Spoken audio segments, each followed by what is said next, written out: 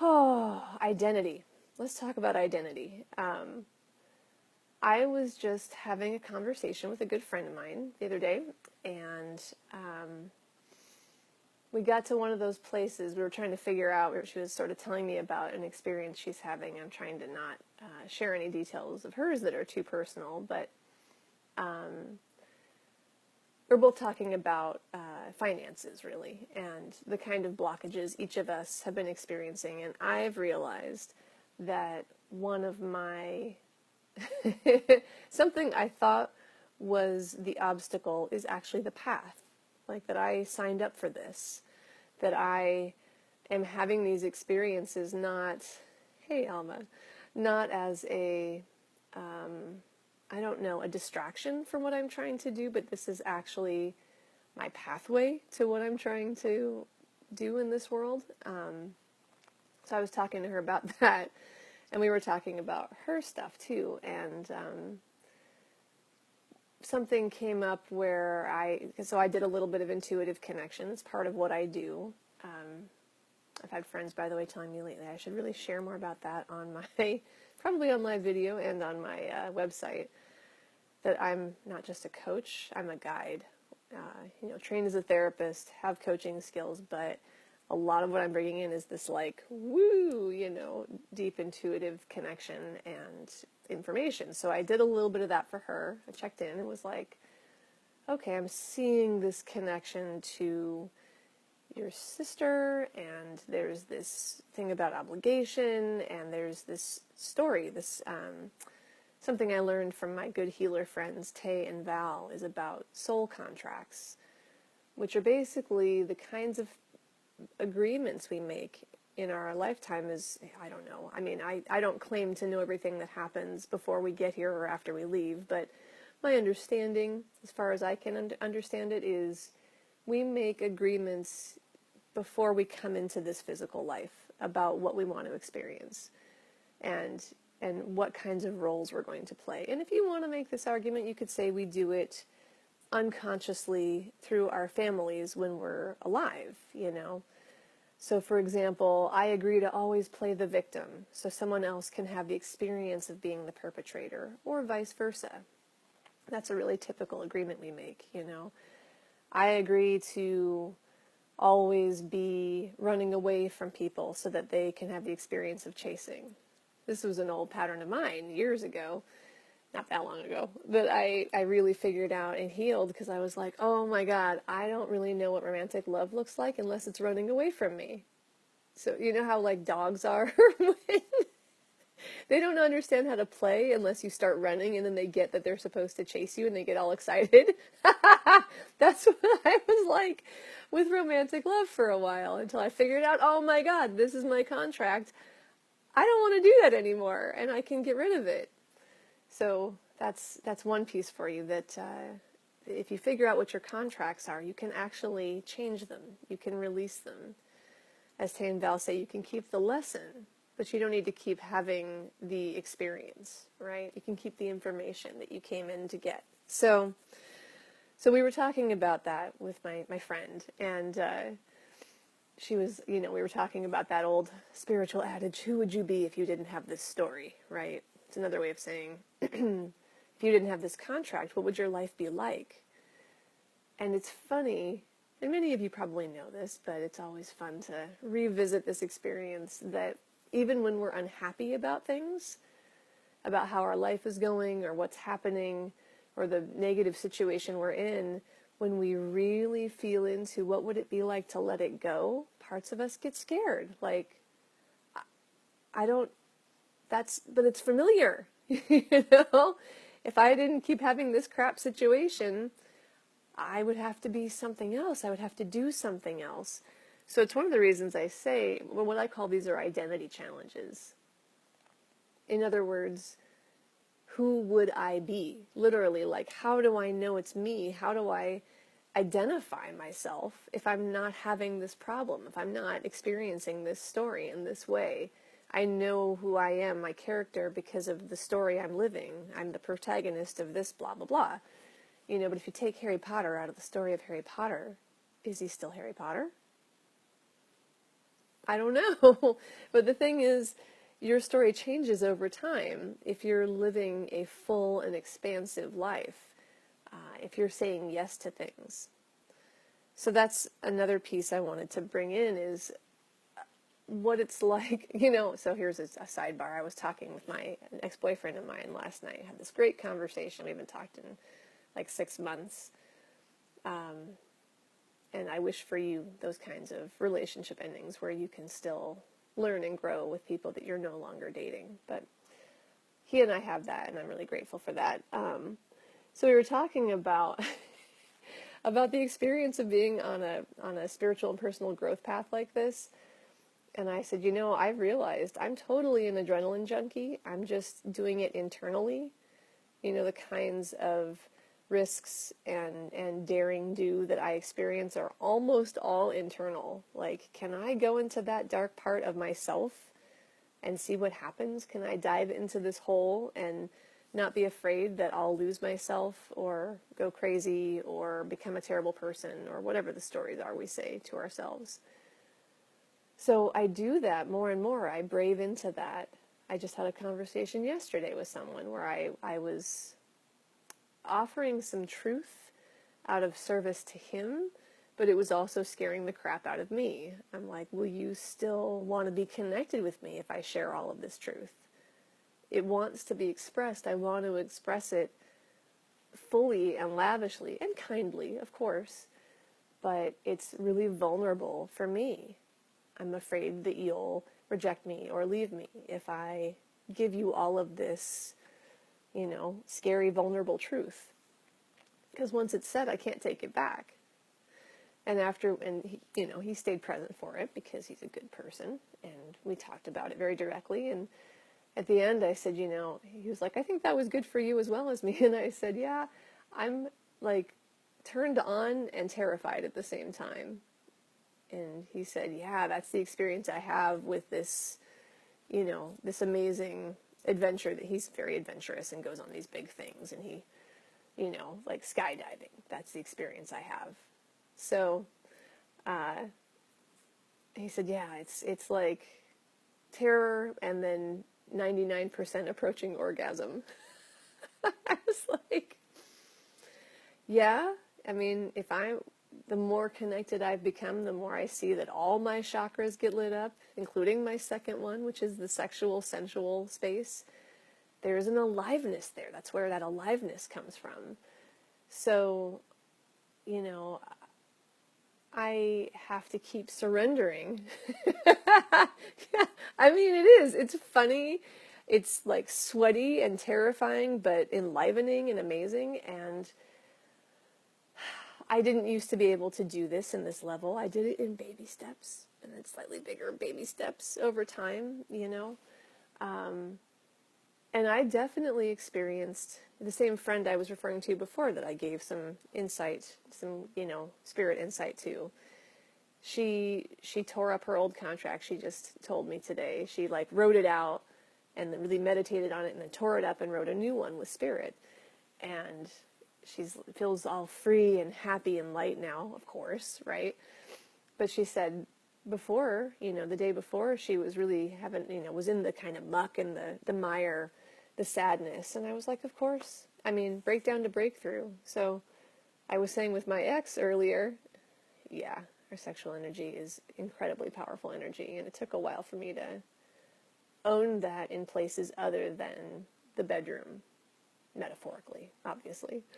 I was saying to my my ex, I mean, stories about like, 127 hours or whatever, you fall on this rock and your arm gets trapped and then you have all these flashbacks and thoughts and whatever, and you have to like cut off your own arm to get out of the rock. And I mean, they make for amazing movies, right? The movie of my life most of the time would be me sitting on my couch, looking around, like contemplating, maybe tapping sometimes, and then bursting into tears. Like, it's terrible television, but the internal experience is huge and deep. So I've really come to see, because I've experienced this over and over, that to have, like, to really fully dive into that experience of transformation, I have to be willing to surrender who I think I am. So I have done that so many times. I said to one of my friends, you know, I let the old Rachel die so that the new Rachel can be born, because I can't be attached to who I was. Because who I was good, and I love her, but she couldn't get to where I am now, if that makes sense.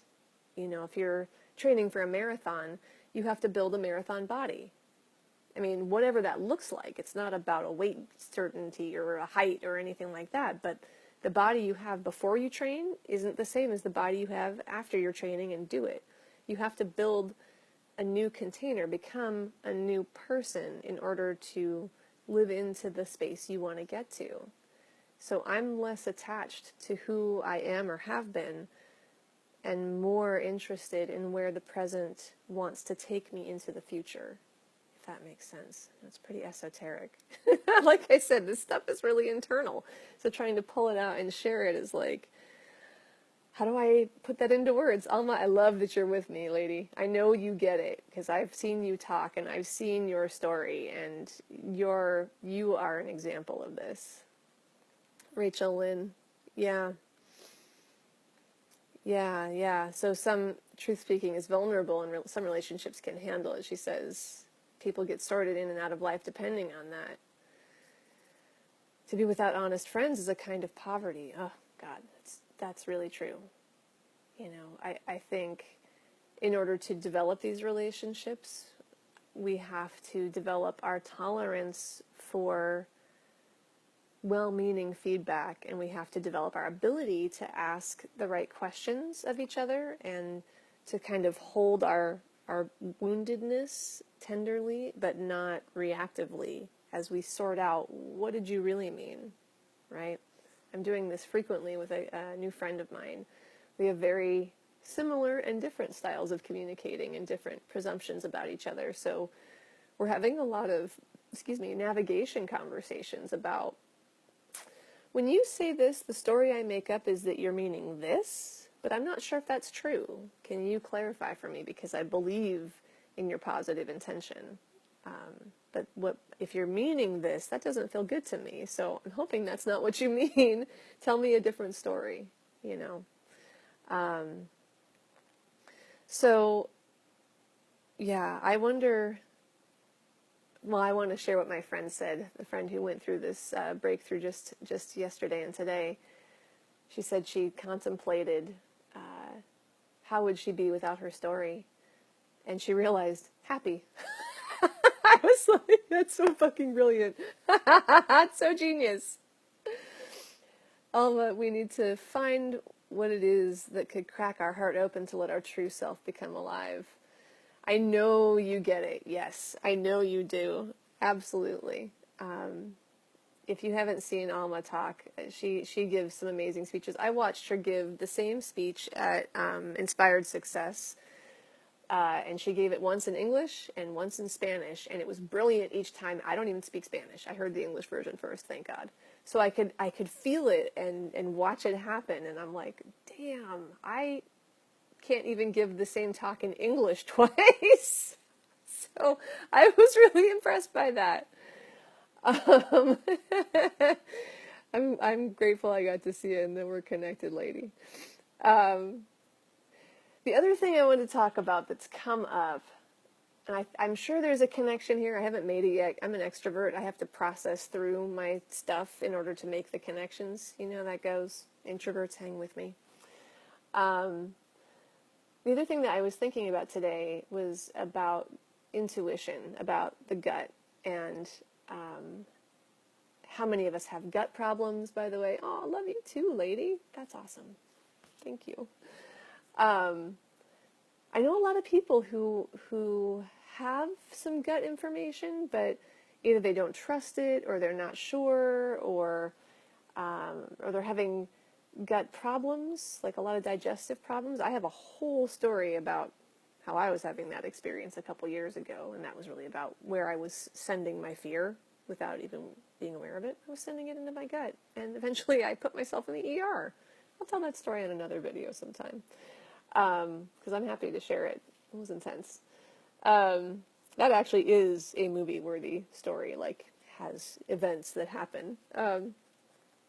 So I thought today, I just saw a LinkedIn article, and they were talking about how data-based decisions may be less good than gut-based decisions, which of course made me happy because I'm such a gut-oriented person.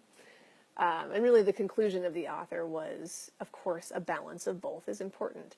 And I thought a lot of people don't know, like they think, oh, some people just have good instincts, right? But I don't know how to develop them. Or this new friend I have, we talk a lot about how he's very data-based and I'm very gut-based. And so when I describe why I make decisions, poetry and science both, word, yeah. And I'm a poet and I'm a psychotherapist. Like those are my two trainings. So I'm on board there. I was, he asks me questions about how do I know stuff, and I'm like, I just know. I which of course is frustrating for people who want data. And it is data. So I'm trying to figure out how do I, first of all, would it be useful if part of my teaching that I offer is how to tune in more to your gut? Because this is something that I know really, really well. I haven't ever translated it up and out into words for people, but I think that's actually one of my talents, is being able to explain an internal process and describe it so that people can live into it. So if you've watched this video or you're watching now, if that's something you want me to spend more time on, certainly around assessing conflict-based relationships, like that's a place where you can make all the strategies you want, but stepping into a conversation means you have to listen to your reactions. You have to listen to your gut and your internal GPS. So if you don't know what that feels like or how to trust it or what it's saying, that's probably pretty confusing. So what I would say is our gut's giving us information all the time. All of us, no matter where you are on the Enneagram, no matter what kind of experience you have now. As a kid, our guts are learning all the time, like our brains, like they're interpreting and receiving information. Does this feel okay or not?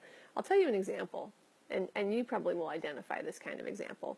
I remember in high school, some friends and I lived in Spokane. Like, there's nothing going on in Spokane in the evenings for people who are underage, and I'm not much of a drinker anyway, so we just would try to figure out stuff to do late at night, like teens do. Like, we're not causing trouble, but what do we want to go do? So we were hanging out at a playground, and it was, I don't know, 10 o'clock at night or something, and we're on the swings, and we're laughing, and it's on the slide, and it's this really big park. It's called Manitou Park.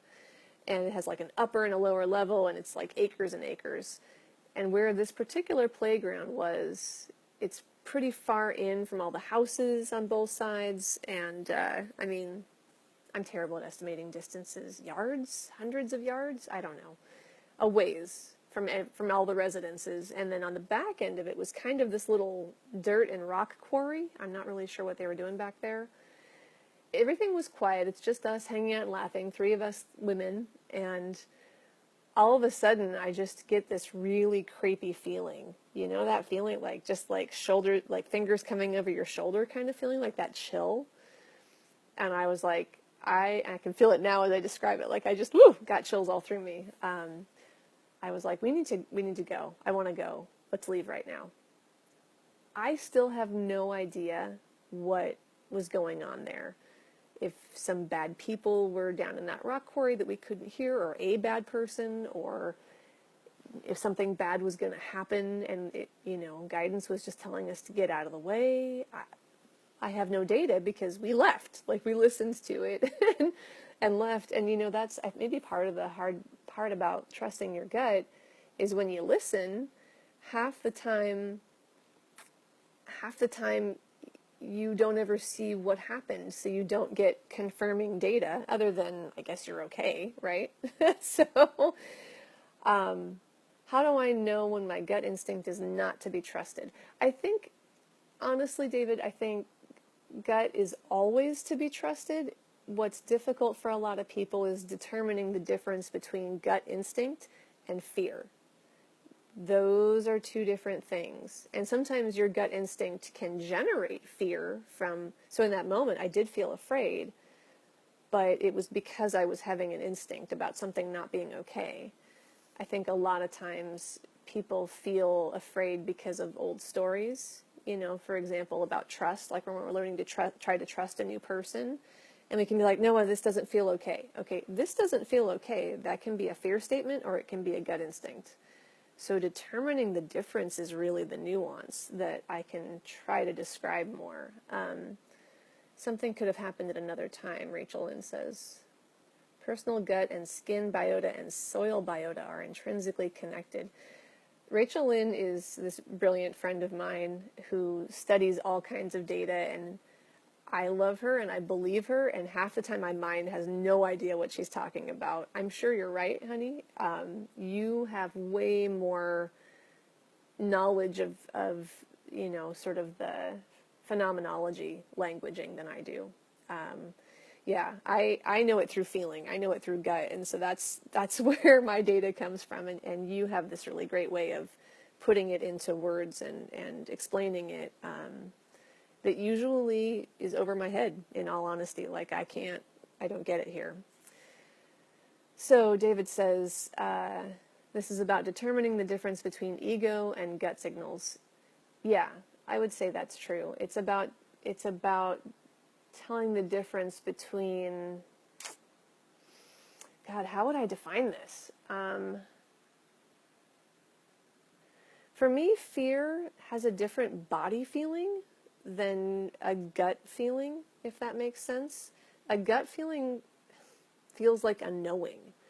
A fear feeling feels like tightness, like clenching, like clammy coldness, if that makes sense. Gut instinct feels like chills, which sound similar but actually aren't. To me, chills, it's like, you ever get that like, that like, we used to call it a rabbit ran over my grave in my family, which for a long time I thought was just body neurons firing randomly, like glitches in the system, until I got more training and I realized, no, that's actually information that is trying to tell me stuff. It's always relevant. I have never had chills that were irrelevant to things. The first second, Alma says, the first second is your gut. Everything else is ego or your head.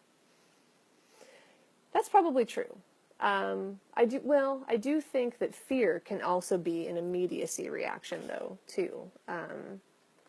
So that's still hard to determine. Like we can feel afraid in a split second, and it's not a gut instinct. So to me, I agree that we do get gut instincts in a flash, and then we can react with fear or stories or whatever, but that may not be the best determiner between, is this a gut feeling or is it a fear? Fear often, I think, can be challenged with logical data. I'm not sure about gut instinct there. Gut instinct would be probably inconclusive. So if you did that, getting all these notifications. I have a delivery, yay. I got floss. I think for me, okay, so let's just take the example of last night when I was having this really personally challenging conversation with my friend, and I'm giving this truth, and I'm feeling like I'm tuning in. I would sort of pause and tune in. Does it still feel right to continue? Let me check it out with him. Let me check it out with me. Do I still feel like this is useful? Is there still richness here? Yes. Am I scared? Also yes. But those feel different. Whereas gut instinct, it isn't a fear feeling. It's a thing that says, I just don't think I should go that way. I'll give you another example. This is my story about how I learned to really trust when Spirit was giving me guidance. You could say this is gut instinct. You could say it's guidance. I distinguish a little bit between the two, but for the purposes of this conversation, they both fall into the category of not ego, not story.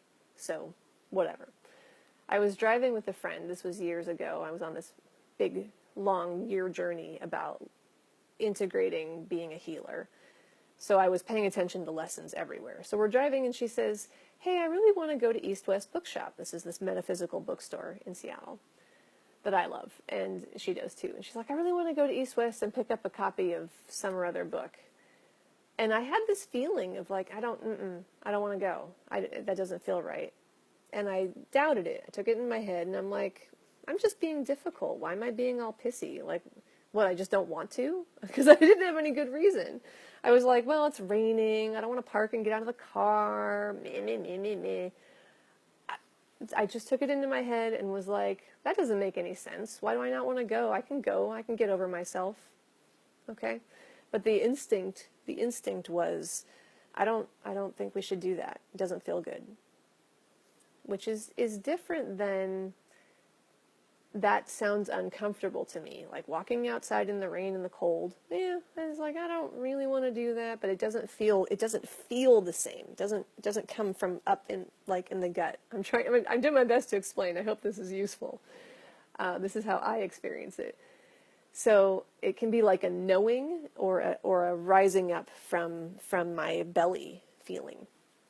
So I was like, in my head, I'm like, oh, I feel like I don't want to. Like, this doesn't feel right. But I was like, in my head, I'm like, that doesn't make any sense, and I want to make my friend happy and be, amenable. I don't have any other ideas about what we're going to do. So, all right. So we drive there. We parked the car. I parked the car. It's not her fault. I parked the car right outside. We go into the shop, and we are looking for maybe 5 minutes or less. And then somebody at the front desk, they have a window to the street. They say, hey, does anyone here drive a blue Mazda? And I was like, yes, this is my old car. Yes. And they're like, you're being towed.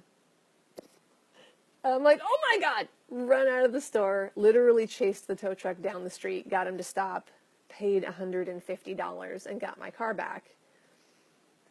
That's when I decided I was never not going to listen to my gut instinct. It didn't make any sense why I didn't want to go, but I didn't want to go. And you could say, well, was that because your car was going to get towed, or was all of this just a lesson to train me about this? I don't know. It doesn't matter, honestly. I mean, that's one of the things that I've let go of in my identity of myself. I'm not somebody who has to know all the reasons. I just have to see if it's useful. Did that teach me something useful? Yes, it did. I haven't ever had an experience, back to David's question, where it didn't pan out, where I trusted my gut, that gut feeling, and it didn't turn out in a good way. I would not say that my gut feeling is good for predicting the future. That would be the only time where I can get muddled or confused. That may be for some other people, maybe that works out, but like future, not like what to do in this moment or the right choice for the moment.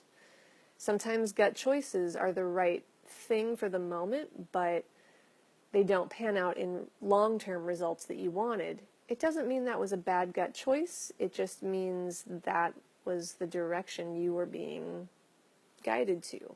So sometimes when I'm late for things, when I'm actually going to be on time and then I keep getting delayed in traffic, like randomly, just someone's being super slow, instead of getting pissed off, I just go, there's probably something that I'm being shepherded away from or toward, because I can't know what the ultimate end result is. Alma says, data is in your head. Fear, analyze, and process. Yes.